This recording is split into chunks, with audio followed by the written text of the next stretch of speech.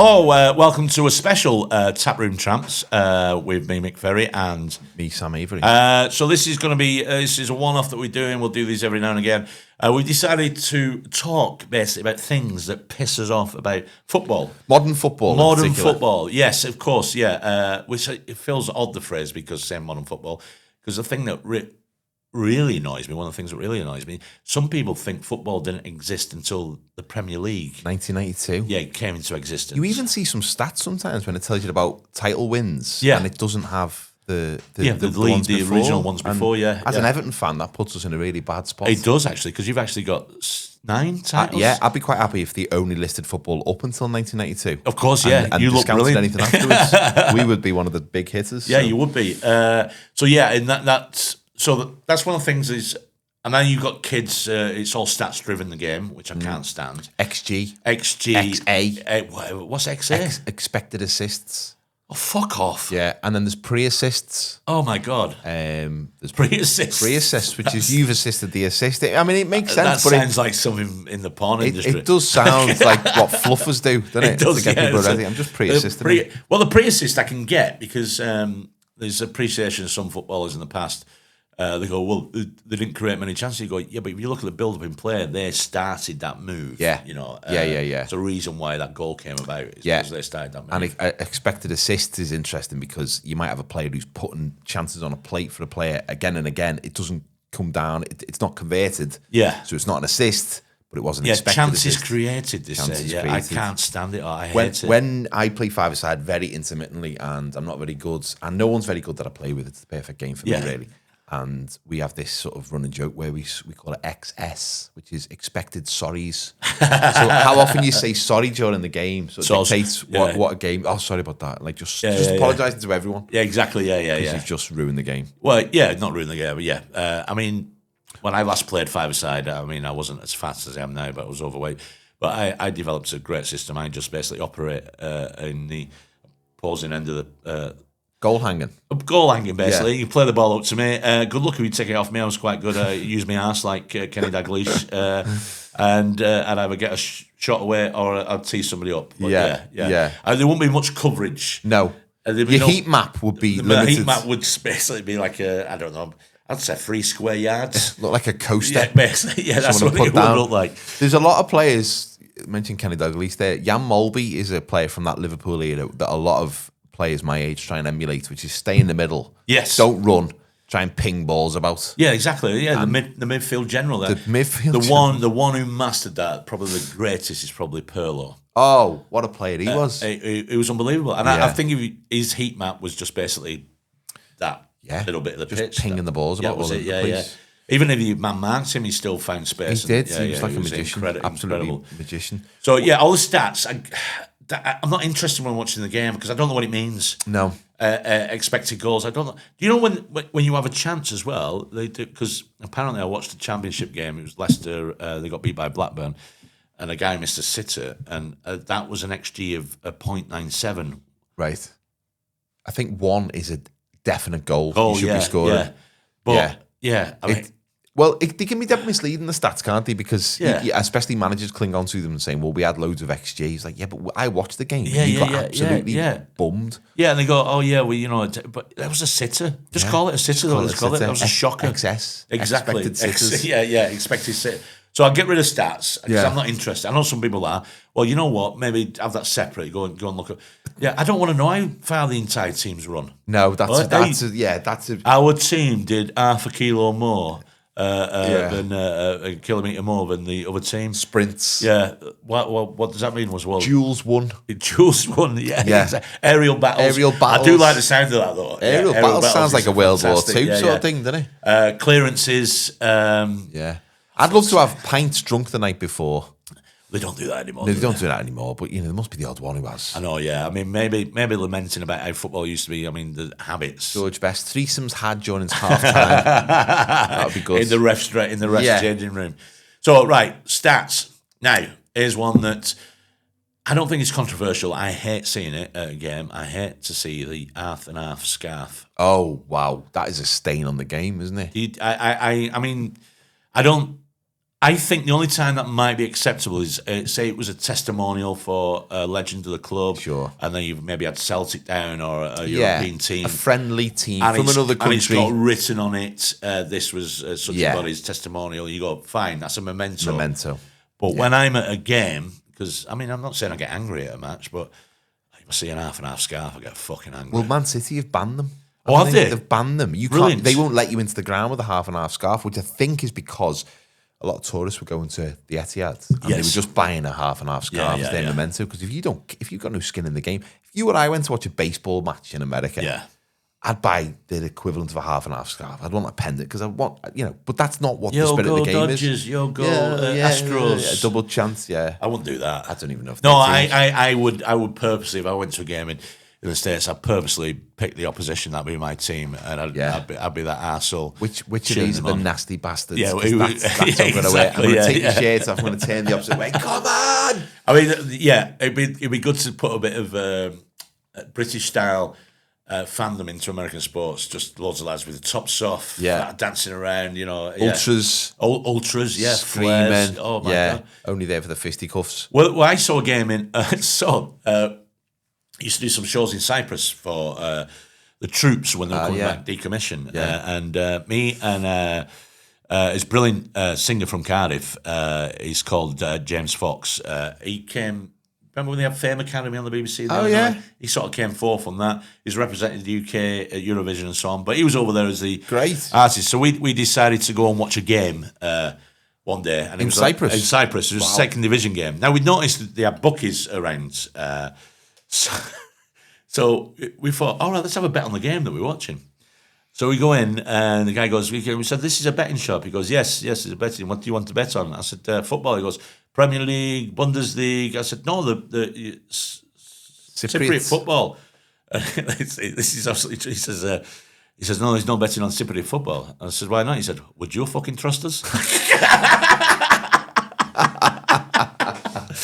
And then we went to this game, and there was about 3,500 fans there, and 1,000 of them were ultras in the middle, baking hot sun. Really? And the flares are all wearing like skull masks. And it was insane. Wow. It was insane. It's like a second division game. Yeah. I went to Sicily in the summer, and there's a team there called Catania, who I sort of decided would be my Italian team. I didn't even know what division they were in. I bought a training top from the previous season that was cheap. They're probably linked to the mafia. Well, that's what I'm thinking. Hey, come to me on the day of my daughter's wedding. Yeah. And apparently their fans are absolutely bonkers. Just absolutely. And there's a Sicilian derby every year, and it just goes off. Oh my God, yeah. Full on. You wouldn't want to get stuck in that.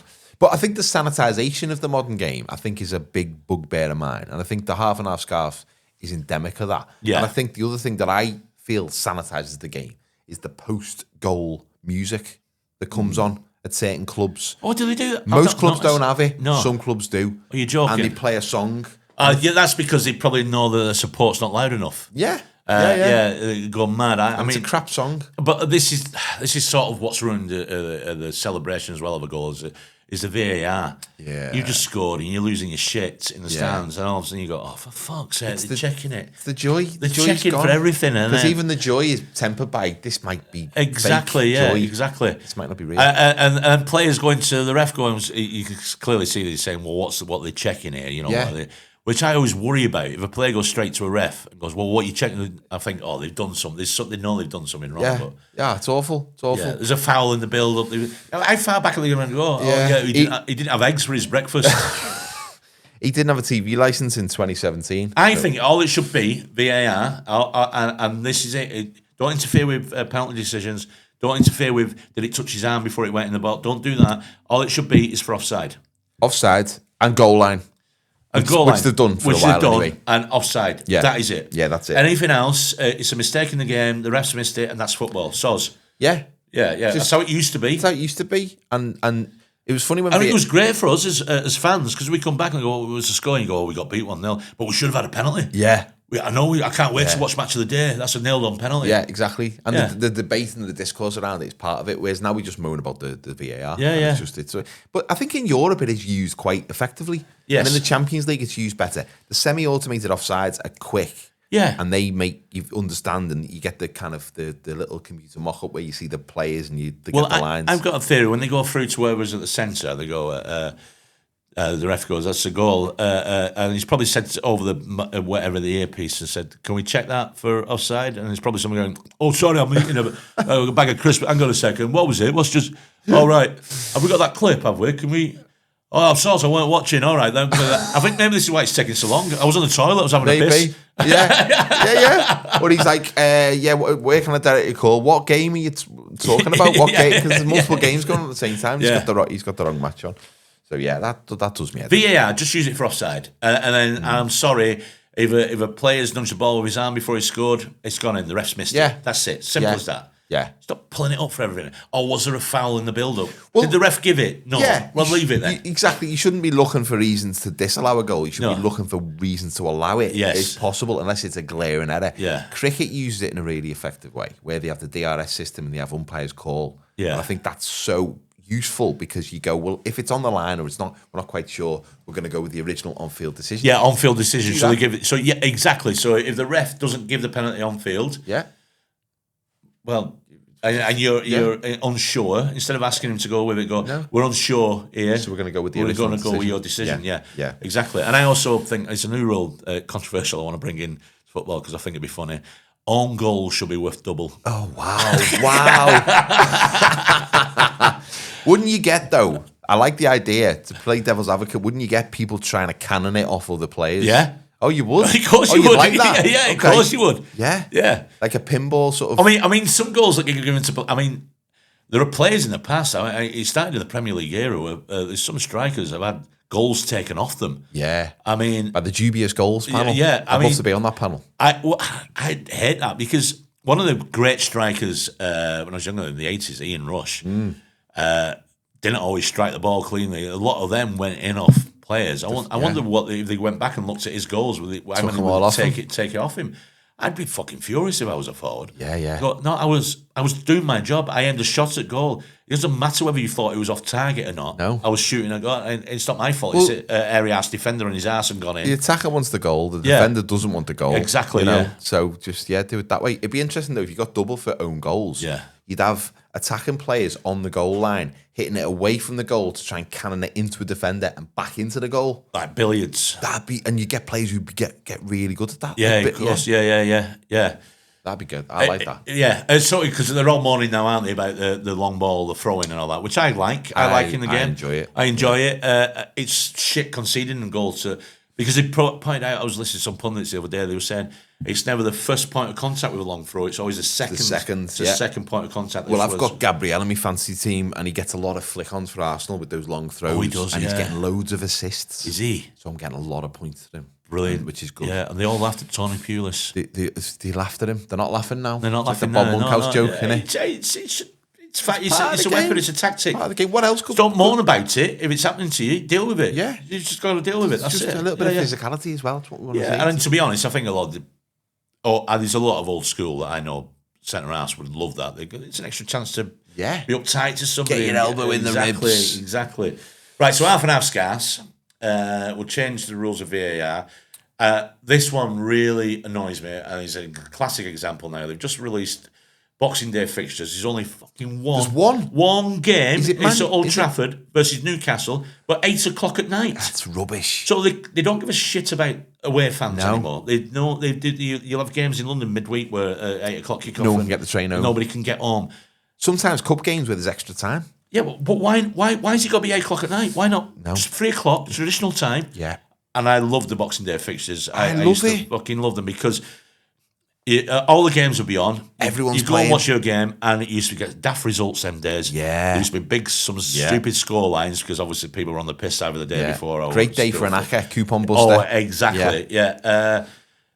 That is really winding me up now, and I don't know what can be done to stop that, but I think fans need to start taking some collective action, saying you can't treat us like this. No, you can't put a game on Saturday night at 8 o'clock in London and expect us to travel 200 miles. How do we get on? We can't afford this. We can't get exactly. Yeah, similar to the 3 p.m. blackout, which still exists in the UK for Premier League games, which I think is really outdated because all Premier League games sell out. Yeah, they just all sell out.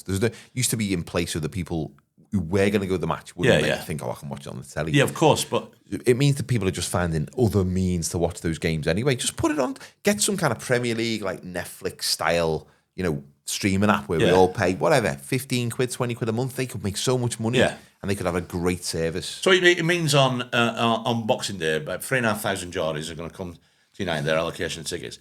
They're not getting the train there because you can't get home. So they're going to have to stay in a hotel overnight as well. A busy time of the year as well. Yeah. So cost, expense, it's okay. I don't know if you can hear that siren. You're picking up that siren, but that's the thought police. That's just it's sent from the FA to stop us talking. We're so edgy. Yes, and you know we're edgy because we keep telling you. Yeah, exactly. That's how you know an edgy comedian. They dangerous. Tell you. I'm dangerous. You're not going to like what I say. Can't say anything anymore. I'm going to say it now. Though. Yeah, exactly. Really, is that it? Yeah. I that does my head in. That's winds me up. There has been a lot of fan collectives trying to make change about certainly away ticket prices. Yes, of course. That one of the other bugbears of mine is the prices. Yeah. The prices are so expensive. Exactly. Not for away fans currently, but a lot of home games, especially when hospitality gets kicked in, or you've got to buy a hospitality ticket because there's nothing else available. The only sort of caveat to that is that everything's so expensive nowadays to actually go and watch a football match in reality to concerts. Some of that surge pricing when Oasis tickets came out makes Premier League football look quite reasonable. It does, but I wouldn't be surprised if that becomes a thing as well, surge pricing in football. That would be awful. Yeah, but also as well, this is same about pricing. At City, I believe they've done a bit of an extension on one of the grounds, and they've got rid of old season ticket holders to make it a corporate area. Moved them. And they've done something similar at Old Trafford, the seats behind the dugout. People who'd had season tickets there for years have been moved now. Because there always used to be those fellas with the turbans. Yeah, that's right. Yeah, the Sikhs are always there. But they've moved them fans who sit around there so they can sell it corporate level. That's killing the game. I can't imagine it's cheap to run a football club. Sure. But you're getting a few mil a year from the turnstiles, which don't exist really now. From the turnstiles, you're getting your advertising, you're getting your TV money. Just to fucking get an extra couple £100 out of a person for a game. Exactly. You give them a shit 3-course meal at a local Wetherspoons and then get a ticket to the game. Yeah. It's not because it makes the atmosphere sterile. I hate it. It does. And you can't really put a price on a good atmosphere. No. Because that's what drives everything. Exactly, The excitement around the product. I've been told at a game to stop swearing once. A woman said, "Can you stop swearing?" And I told her to fuck off. I said, "It's a match. What are you on about?" And then she was complaining because she could hear people swear, around her. She went, "Oh," and then she said, "It's not for me." And then she disappeared at half time. So, right, well, good. Well, good. Yeah, you don't want them there. Not for you. But I hate that when you get into it and then somebody comes past you and they've got the bag where they've been to the club shop and you go, "Oh, for fuck's sake!" Yeah. With the half and half scarves. But the price of ticket, so at United, price for, I think it's 60 quid if you wanted to, 60 quid a ticket, 65 quid a ticket. I'm not sure what it is now for a kid, but if you're a dad or a mum and you've got a couple of kids who want to go to the game, it's a fucking lot of money. It's so expensive. Yeah, exactly. There's 40 you're going. Yeah, exactly. And then you've got to get food. You got to get food in the ground, or you've got to get food on the way, and you got you got to get 7 pints beforehand. You can't miss that. I don't drink before a game. You don't. I can't hold me. Just in case I'm needed. But it's because if I have a couple of pints, I'll start going for a piss. I miss all of. Yeah. I've been at Old Trafford quite a few times where they have the food court a little bit, and they have the TV showing the match that's going on. Yeah. I've seen fans just there. They just sit. They stand there and watch the match. Yeah. Watch the match on the screen. Yeah, well, I've gone down for a wee. I had a season ticket at Everton years ago, and I purposely moved so I could get on the aisle. So I had next to the aisle, so if I needed a wee, I could just nip out, and I didn't, because I used to like having a few bevies before the game. And I'd go down sometimes if I'd had 3 or 4 before the match. I'd nip down for a wee at the 20-minute mark, so I was bursting, and there would be people there who just bought a pint. Yeah. And so the game's not even halfway through the first half, and they're having a pint downstairs watching it on the screen. Not even good tellies. When it was good, it was these really sort of crappy tellies with a bad picture. And the game's there. The game's that you can actually move your head and you can see the pitch. That's the equivalent of people who watch concerts through the phone. Yeah, or their iPads. Yeah, which does my fucking head in. What are you playing at? Well, people doing that at matches as well. Get the phone out. Put it away. Did you know that Match of the Day are filming this and they're going to show very high quality highlights? Exactly, yeah. You want to see that? Just watch it later. I also, as well, we're on about fans, So when an opposing player goes to take a corner, you'll always get some knobhead and going, yeah, you wanker, yeah, you shit. You think, for a start, they're not shit. They're playing in the Premier League, so they're not shit. They're better than you are, Dave. I don't know what it is you do for a fucking living, but they're better than you at football, right? Accept it. It really does my head. But what does my head is when you see kids doing it, you know the parents are there because... Oh, yeah. If I'd done that when I was growing up with my dad, he'd fucking slap me. He'd go, what are you doing? Yeah. And I'd do that same with my lad. I'd go, don't do that. Yeah. So I think a player who's had abuse at corners when he's going to take corner kicks, at the end of the game, he's allowed to signal Stu and go, that bloke there, keep him one side, and he has to stand with his arms at the side and he gets to slap him. Slap him. Like tango. Double slap. Yeah, bang. Yeah, do it, yeah. In the centre circle. Yeah. And everyone builds up to it. Yeah. Like where they have... slap. Bang. Yeah. You're shit. Find out where that guy works. And go and mock him when he's doing his job. Yeah, you know, when he's out doing his deliveries. Yeah, you're shit, you're a wanker. Yeah, you're the worst delivery fucking driver ever, you piece of shit. I mean, I'd love to do that. I'd love that. I think one of the bugbears that I've got about modern football is player power.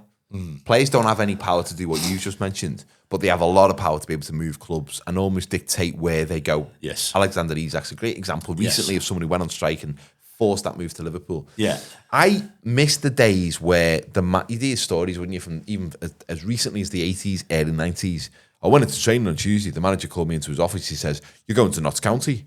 And so I went to Notts County. It's like, exactly. Wow. Yeah. I miss those days. Well, but before the Bosnam ruling, which I don't know how old that is. That's quite old. 90s? Yeah, was it 90s? Players could be treated a bit like cattle, which I do understand. And they could be bought and sold without, against your will, basically. It's almost like trafficked. Well, basically trafficked, yeah. Get in that container. But I agree with you. I'm not sure. I know as a United fan, if a player tries to force a move and went on strike, that's it. They'd be done in my eyes. Yeah. But if a player came to the team that had done that, I wouldn't trust him. There's no way I could trust him. No. If I was a Liverpool fan there, I'd be looking at Isaac going, I can't trust you, mate. No, not at all. I can't. I don't. And on one level, you could say, well, should you trust any players? But what the point you make is interesting because, if it's harder to warm to a player, because nowadays the connection between the fans and the players is obviously different from what it used to be because there's less players play for one club the whole careers. Less players play for the boyhood club. You're looking at a lot of the players coming in from outside. So anything that's an extra barrier between that connection, and it is sometimes very fleeting, isn't it? Because I understand now as even a player that I love at the moment, like Iliman Ndiaye, who plays for Everton. I love him. Great player. I'm very aware in 18 months, 2 years, if someone comes in and offers 40 million for him, he's going to go. And I'm not going to hold it against him. That's going to happen. When I was a kid, that was like, I couldn't believe if my favourite player was leaving. But like... Yeah, it's something as you get older, you have to realise that's part of the job. It's part of the job, isn't it? It does wind me up when a player who's only played 2 games for you just signed and scores and it starts tapping the badge and you go, fuck off, you've only been here 2 minutes. Yeah. You're trying to suck up to. Yeah. There was a funny celebration once at the end of last season. Decore, who's left Everton now, his contract was expiring at the end of the season. Everyone knew he was leaving. He scored this great last-minute goal at the City ground and we beat Forest 1-0. And his celebration was, he sort of like wrote his contract and then he went like that and he looked up to the director's box, but he had a big grin on his face, so he knew he wasn't getting a new contract. That's good. But it was funny. That's funny. That was funny. Where's he gone to? I think he's gone to Saudi. Has he? Yeah. I think we could play in Saudi. I think we could get a game in Saudi. I mean, I can't. Although it would still be shit, but we would. Well, this is, I mean, sort of controversial things in football. They don't like the World Cup's going to Saudi. Yeah, and they've had it in Qatar as well. Well, the Qatar one, I felt like a massive hypocrite because I sort of called that was like a really bad idea and it's going to be a terrible World Cup. And then I started watching it and it was a really good World Cup. It was the same as well. And I was like, I don't know how they can play out there with a problem. I've gigged there, for fuck's sake. So, I'm a hypocrite myself. Yeah. The Saudi... have you seen any of the Saudi football? Is there anybody in the ground? I've seen a couple of Ronaldo's goals. Yeah. But he looks like, I know he's 40, but he looks like a sixth former playing with a load of sevens. Exactly, yeah. He's out of place. A mess is tearing it up in the States, isn't it? I mean, it shows you the level between, I would say, the leagues. Players that good. Used to be the Chinese league was on the up, wasn't it? A few years Well, yeah, ago. and that's disappeared, hasn't it? Yeah, like a lot of people in China. Yeah, a lot of people, yeah. Well, I think that ended when COVID happened, didn't it? I don't know. I think it came from a game. So COVID started. Yeah. In China, and I think ended. I think painting the team's colours on bats and releasing them on the ground was a bad idea. It backfired somewhat. Yes, it did. Because I think Tevez went for tax-free. That's $500,000 a week. He went. Tax-free. Yeah. And how long did he play there? I'm not sure. But I know it doesn't exist anymore. A fortnight did they, wouldn't they? Yeah. I don't Come back home.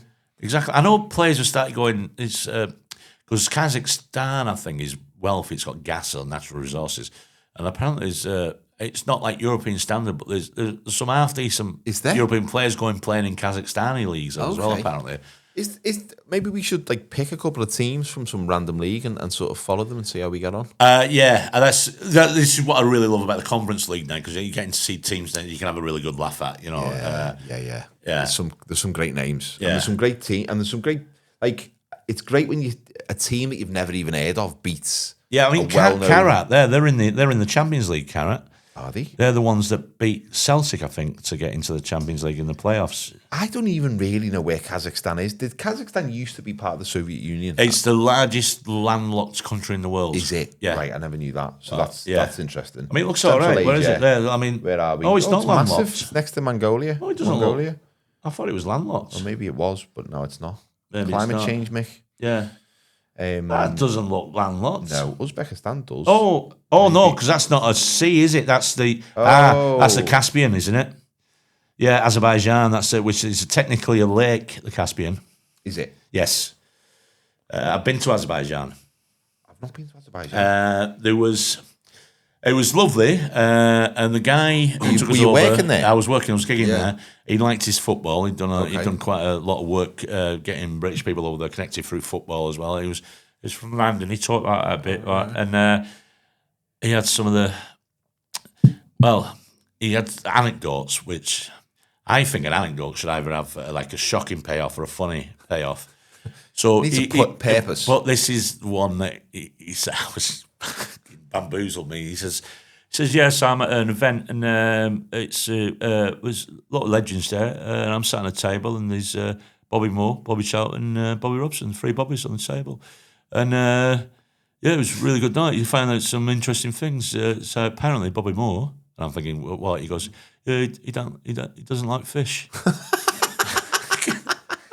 You go, what? It's like a fast show character. Wow. I was going like, what the fuck?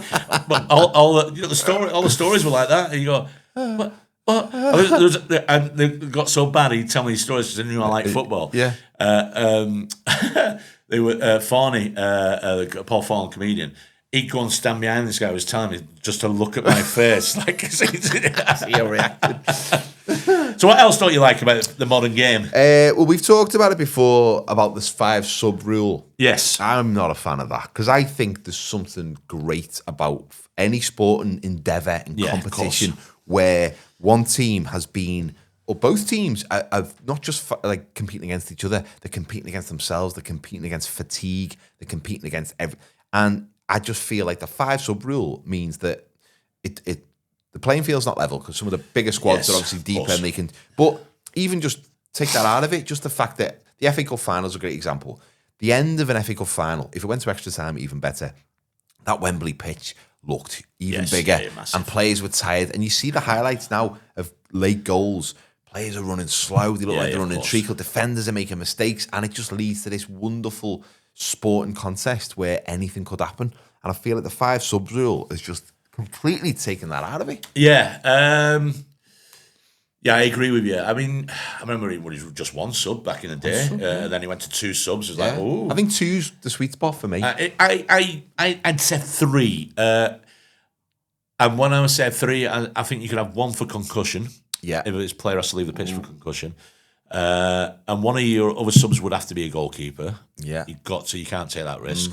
And then that was it. Yeah, but the problem is now is justifying the size of your squad. I mean, there was basically, when I was watching football in the 70s and 80s as a kid, you only knew of like 13 players on Yeah. your team. that was Whereas it. Yeah, Chelsea, there's more players on the bench than in the stands. You go and watch the reserve team. Central League. Yeah, Central. Yeah, they play in the Lancashire Cup as well every year. That was like so you'd have teams like United, City, Oldham, Everton used to play in it, Liverpool as well, and what they call the Lancashire Cup, competition every year. But the subs rule, I agree with you. I mean, they brought in this. You can only use them over. You've got a free sub. They've got windows, haven't you? Yeah. Sub windows. Yeah, I don't think refs had enough time on though for. Oh, they never do. When they've added time on at the end, and then you bring it on subs, they should be stricter with the time added on. It's a great way of slowing down the game. Yeah. I mean, there's a big thing because, like you say, the big long throws are back in. Yeah. There's a big load of time getting taken out with players taking the ball, Does my getting fucking the head towel. I mean, we've always had that at corners and free kicks. Yeah, I but know, now but they need to start like stopping the clock like they do in rugby. I've said that. I'd put it on the clock, and then people have said, well, the game would take ages. I was like, good. Well, it takes ages then. Yeah. Because you'll get a free kick now inside a penalty area, and I've looked at it, sometimes it's like 2.5 minutes before it's taken. It's massive. He's painting his fucking line. He's trying to get them back, and then there's two guys talking about, well, and you're going, fuck off. One of you's going to either smack it into the wall or it's into Rose. Yeah. There's not that many goals scored from free kicks these days. No, not at all. But then if you're a keeper and you hold the ball for longer than 8 seconds, the other team get a corner. We'll bring that in for everything. But we had a 6-second rule a few years ago. Oh, I remember that. They forgot about that. They never used it. And do you remember they used to have the 4-yard rule? 4 yard. You were only allowed 4 yards on that. Yeah. Great. I mean, rules like the pass-back rule was brought in to help the game. It was perfect. That was good. I mean, there are loads of things that have been made and made the game better, and especially adapted it for the modern day. But what about a fan experience? I don't like the half and half scarf. I like it. I don't like when some clubs take banners off people. I like to be in a game like with flags going up and so on. Especially the big tifo ones. They're great. They're the ones, the big massive ones that come like for special occasions. Yeah, exactly. Yeah, I really like them. They really create a nice atmosphere. I don't mind. Yeah. It's the pricing, football, half and half scarves. But it's changed. Late kickoffs. Yeah. Monday night football can fuck off. Friday night football can fuck off Friday as well. night feels wrong. Well, also as well, this is a burden on the fan as well. So say like you've got a 9-to-5 job, 5 days a week. Your team now is playing 100 miles away on a Friday. You're gonna have to take half a day's holiday just to fucking get there. Yeah. Hopefully you can get back on the same night or whatever. Yeah. If football, when it started in the late 1800s, it used to kick off at 3 o'clock because that's when the factory shut. Or the factory shut at 2. Yeah. Imagine they had Friday night kickoffs and Monday night kickoffs then. The game would have been dead before it started. Of course it would as well. Absolutely dead. Exactly. Billy Johnson Jones, whatever they were called. So I'm trying to think of his name from that. I'm trying to think of the real name of that. To be fair, he could have played. A player had just come out of the mines. He was playing with consumption. Yeah. He had rickets in one leg. He had a canary on his shoulder. Yeah, exactly. He was very good. Yeah. No, there's a lot of ways to change the game. I personally think kids up to the age of 12 should be free. There should be a section. That'd be good, wouldn't it? Yeah. Or at least dead cheap. Or just have it cheap. Nominal fee, $5. Yeah. Well, there you go. It's a $5 for your kid. Yeah, Stay exactly. In the future, and that's it. Well, that's it. That's the fans you want to be there going. Yeah. You know what I mean? The corporate lot, they've got to stop that. Fuck off. What, just for an extra few grand a game you're going to make? I mean, how much more are they making? I don't know. I mean, these corporate ones are being sold through companies anyway. Some of them. I mean, some of the low end ones. I mean, the big ones, the big packages. If you're getting like 15 grand a year off a load of season ticket holders, I can understand that'll be like a huge amount. Yeah, but I mean, some of them. I don't know how much difference. I had a corporate box experience once at the Etihad for the Derby game, and it was Van Persie scored the winner in injury time. And did you embarrass yourself? Well, so we'd been. I had a great day actually. So it was a 12:30 kickoff. We got there, and we were well looked after. The food was great as well. They had a little bar there, and it was quite cheap, the prices to drink. And a guy who was looking after our box came and he says, right, how many of you are City fans? And there's not one. I went, there was 11. And he goes, how many United fans? And there was 10 of us. Yeah. And then there was one Bolton fan. It was like it'd been organised by Carlsberg Brewing. I got it through the Comedy Store in Manchester. So he said, right, well, do me a favour, when you go out and watch the game, he says, you're all United fan, try and keep your emotions to yourself because it will cause upsets rounds. I thought, right, okay. Then we got a free £5 bet. Well, I got a free £5 bet. So I, for some reason, had Rooney to score first, United to win 3-2.